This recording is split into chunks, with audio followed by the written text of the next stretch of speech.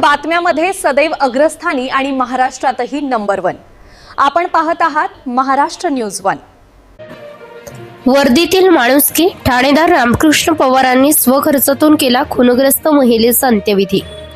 पोलिसांबद्दल समाजात अनेकदा कठोर प्रतिमा पाहायला मिळते, मात्र खामगाव शहर पोलीस स्टेशनचे ठाणेदार रामकृष्ण पवार यांनी माणुसकीचे दर्शन घडवत एका दुःखी कुटुंबाला आधार देण्याचे काम केले आहे।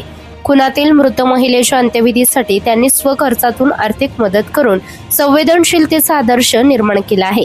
मिळालेल्या माहितीनुसार सविता प्रकाश सोळंके यांचा 14 मे 2026 रोजी रात्री त्यांच्या पतीने कौटुंबिक वादातून निर्घृण खून केला होता।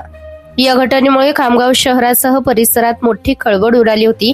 घटनेची माहिती मिळताच मृत महिलेचे नातेवाईक सोलापूर येथून खामगाव येथे पोहोचले, मात्र त्यांची आर्थिक परिस्थिती अत्यंत हालाकीची असल्याने मृतदेह सोलापूर येथे नेऊन अंत्यविधी करणे त्यांना शक्य नव्हते। दुःखाच्या या प्रसंगी कुटुंबीय पूर्णपणे हतबल झाले असताना खामगाव शहर पोलीस स्टेशनचे ठाणेदार रामकृष्ण पवार यांनी पुढाकार घेत मदतीचा हात दिला। त्यांनी स्वखर्चातून अंत्यविधीसाठी आर्थिक मदत करत पोलिसातील संवेदनशील आणि माणुसकी जपणारा चेहरा समाजासमोर आणला आहे। या घटनेमुळे ठाणेदार रामकृष्ण पवार यांच्या कार्याचे सर्वत्र कौतुक होत असून पोलिसातील माणुसकी अजूनही जिवंत आहे, अशा भावना नागरिकांकडून व्यक्त केल्या जात आहेत।